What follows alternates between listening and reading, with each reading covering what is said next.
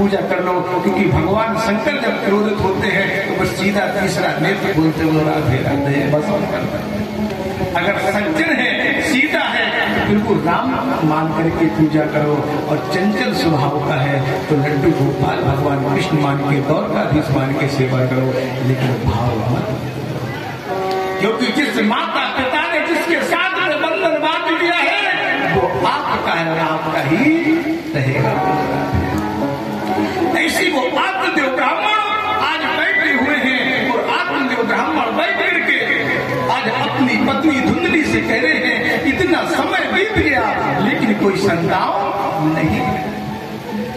जब इतना समय बीत गया कोई संतान नहीं है, और संतान को देख करके मेरे नंदनंदन श्री श्याम सुंदर लीलाधारी हमको भगवान अपने विचारों को प्रकट कर रहे हैं। आत्मदेव ब्राह्मण बड़े दुखी हो जाते हैं। धनार्थ धर्म मार्गेण तव्यानीति तथापि चह ना पुत्रो न पीवा पुत्री तत्चिंता दो। आज ऐसी लीला हुई इनकी ना कोई पुत्र है ना पुत्री, तो चिंता तो होकर के आज आत्मदेव ब्राह्मण दुखी है। वो जब दुखी है तो एक नदी के किनारे पहुंच जाता है, और जैसे एक नदी के किनारे पहुंचे तो मेरे प्रभु ने क्या कहा, वहां पर दंडी वेशधारी भगवान बैठे हैं और ब्राह्मण से पूछते हैं आत्मदेव तुम्हारे चेहरे पर उदासी क्यों है, तुम्हें क्या दुख है, तुम्हारे मन में क्या जिज्ञासा है। कथम रोदसी विप्र त्वं काते चिंता बलियसि। हे विप्र तुम्हारे चेहरे पर उदासी क्यों, तुम्हारे चेहरे पर उदासी क्यों है, तुम पूछ रहे हो आपके चेहरे पर उदासी क्यों। मेरे प्रभु नारायण ने अपने विचारों को किया।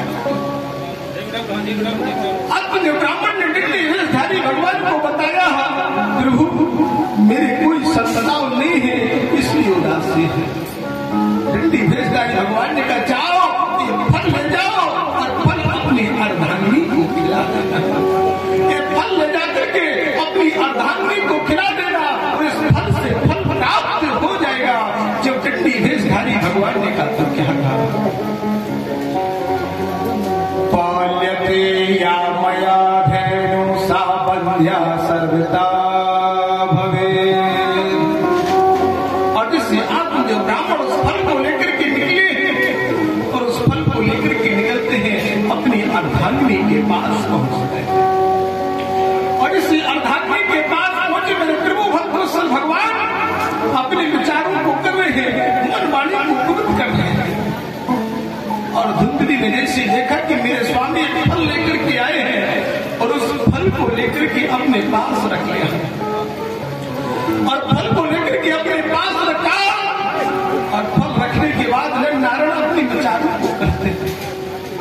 आप जो ब्राह्मण तो बाहर निकलाई, लेकिन धुंधली की एक सहेली है, वो धुंधली की सहेली क्या कहती है, भाई तुम क्यों दुखी हो।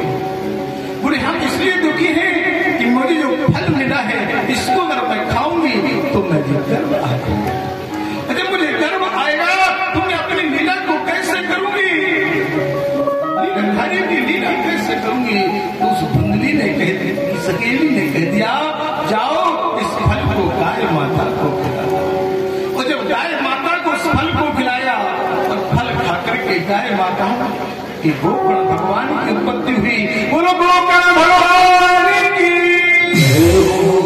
शरीर तो पूरा मनुष्य का है लेकिन जो श्रवण बंद है वो गो के हैं, इसलिए उन्हें गोकर्ण कहा जाता है। इस सूर्य का ध्यान करते हुए बनारस में पढ़ने के लिए चले जाते हैं मेरे प्रभु भक्तवत्सल भगवान अपने विचारों को। इधर धुंधली की सहेली ने कहा कि जो दुष्ट होता है उसकी सहेली भी दुष्ट है। संगत से गुण उपजे संगत से गुण जाए, जैसा खाओगे अन्न वैसा होगा मन, जैसा पियोगे पानी वैसी होगी।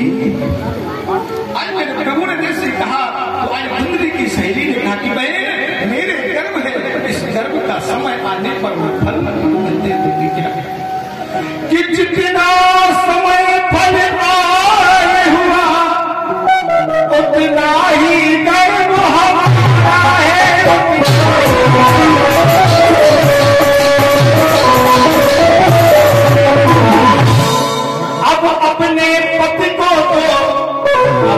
अपने